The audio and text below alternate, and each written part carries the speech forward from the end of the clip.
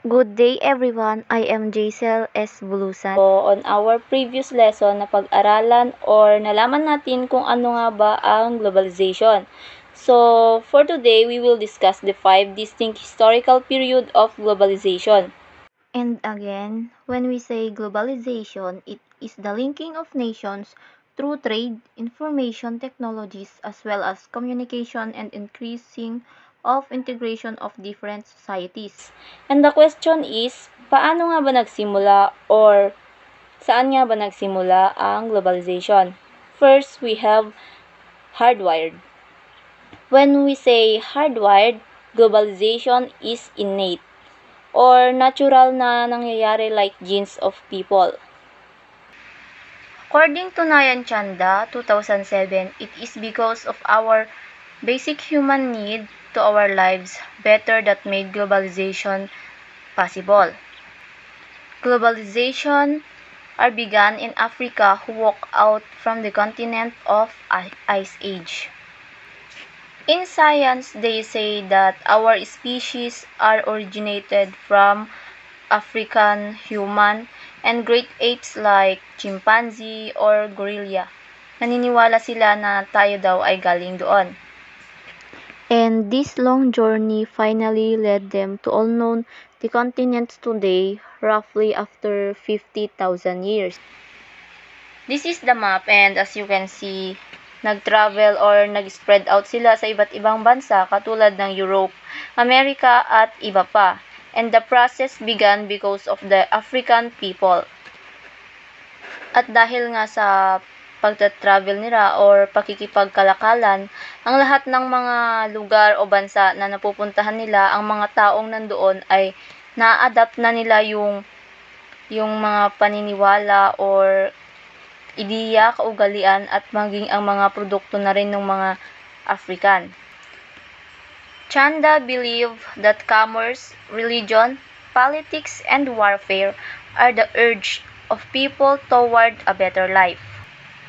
So, naniniwala daw si Chanda na ang mga ito ang isa sa mga dahilan para makamtan ng mga tao ang magandang kalagayan or katayuan nila sa buhay. So, when we say commerce naman, it is about trade that involves buying goods and services. And next is religion. And it is used to urge people, when we say urge, nang hihimok or nang hihikayat. And sa politics, gusto naman nilang spread out yung kanilang political ideologies. And sa warfare, there are some people trying to get some power through war or ginagamit nila ang kanilang katungkulan para makuha yung isang bagay or para masakop yung mga lugar na gusto nila. Perhaps this action will lead to the evolution of trade, missionary work, adventures, and conquest, and it can be traced all throughout the history. And all throughout the history, there's always been trade between people and missionary works for those people who want to spread out their religion kasi doon nararamdaman nila or nakakaramdam sila ng fulfillment kapag na ibabahagi nila yung relihiyon nila sa ibang lugar. And adventure naman is exploration of people. Second is cycles. Finding its origin is intimidating work and globalization is a long-term cyclical process. From the word cyclical, kumbaga paulit-ulit lang siya para siyang gulong na it keep going around. And finding its origin ay isang bagay or trabahong nakakatakot daw. It is important to note that globalization has already gone through. And in this view, napakaraming cycle na daw yung nangyari at kahit na gaano na to katagal, it is important to note na in process ang globalization. At ang ideyang ito ay nakita ng ibang global ages na kung saan ang mga tao ay nagkakaroon ng interconnectedness. And may mga kuro-kuro din na kalaunan daw darating yung panahon na mawawala at magre-reappear ang cycles. So, ganun lang kasimple ang cycles. Magdi-disappear and magre-reappear. Third is epoch. Richter specify Terrebonne 6 Great Epoch of Globalization. Epoch, also known or also called as wave, and has its own origin. This argues that today's globalization are not unique. Sinasabi na ang epoch daw ay hindi na unique because it is already happened in the past, and from the word itself, transactions are globally. Hindi sila the same nung pangalawang view natin dahil ang epoch, nangyayari lang siya at hindi na siya bumabalik, hindi katulad ng cycles na nagre-reappear din later on. And there are 6 sequential occurrence of epochs. The first one is globalization of religion, 4th century to 7th century. Noong 4th century, Christianity ang laganap na religion, pero pagdating ng 7th century, umusbong naman ang relihiyong Islam, and these two religion spread throughout the world, na kung saan laganap or nagkalat ito through missionary works and adventures, katulad ng mga nabanggit ko na kanina. Number 2 is European colonial conquest in late 15th century. Naghangad ang European na palawakin yung ruta ng kalakalan para maghanap ng new sources of wealth at para magpalaganap ng Christianity sa or sa mga lugar na kung saan mapapadpad sila. Number 3, intra-European wars late 18th century to early 19th century. In this period of warfare between European countries, na maybe ang dahilan ay trades, religious reason, political, or yung katungkulan or position. Number 4 is heyday of European imperialism mid-19th century to 1918. Heyday is the most powerful and prevalent. They say that with imperialism, Europe nation spread their influence across the world, na dala-dala nila ang European cultures, language, religions, and education sa iba't ibang parte ng bansa.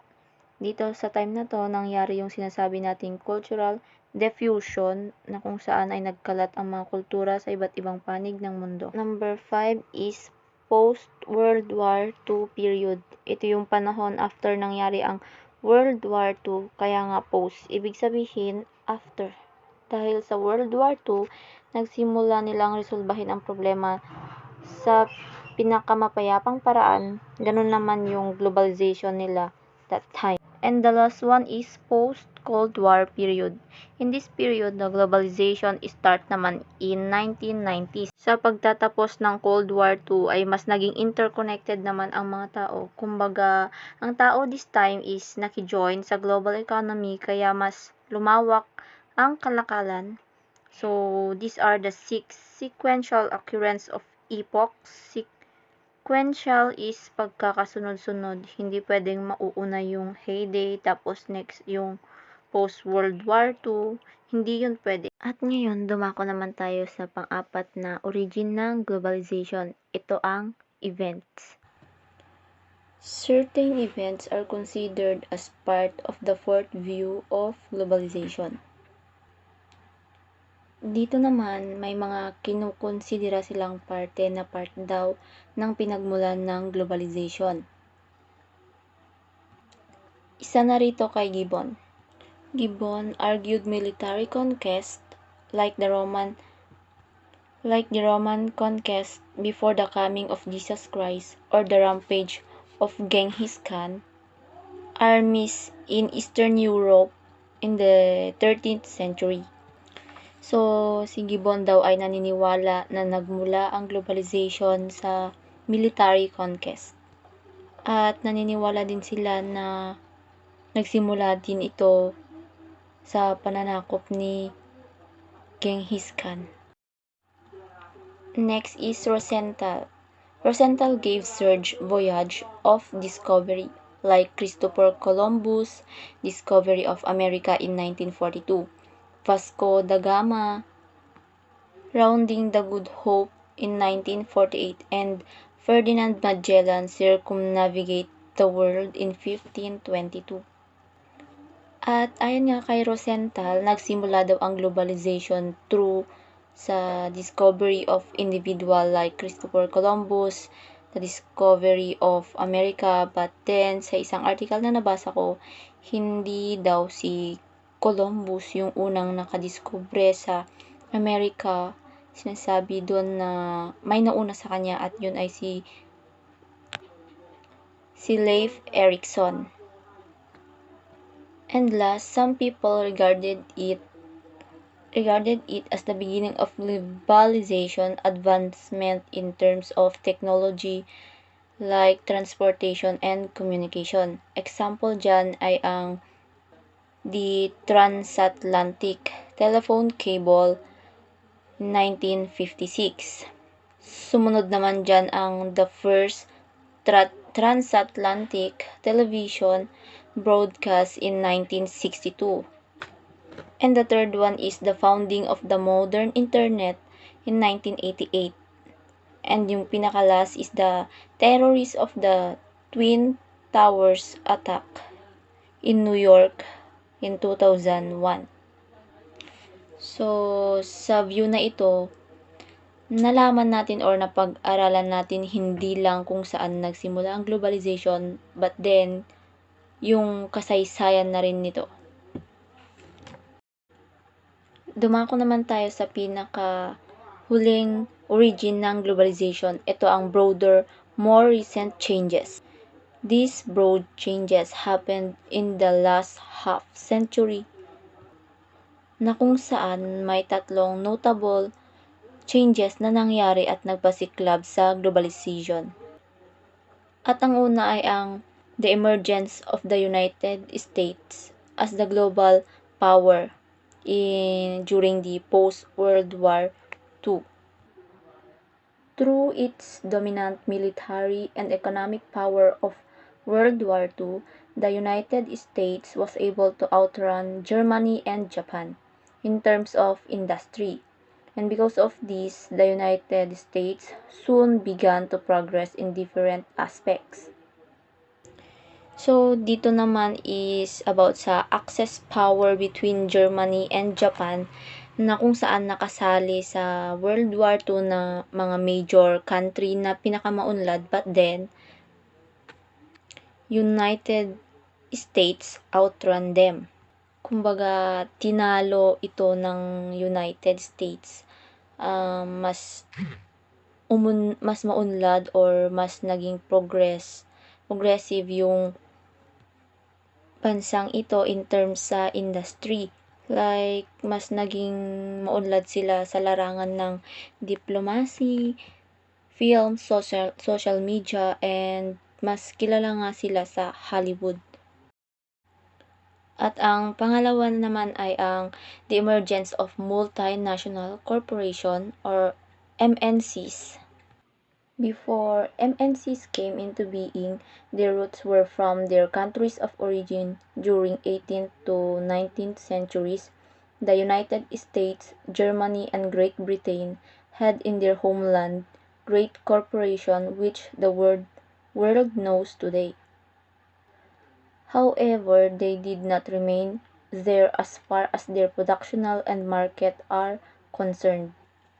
Dito naman is about the multi-corporation. Ito ay isang korporasyon na nagmamay-ari o namamahala sa production of goods and services in at least one country. And multi means madami and corporation naman ay isang grupo. So, kapag maririnig natin ang multinational corporation, ito ay samahan ng isang kumpanya or production.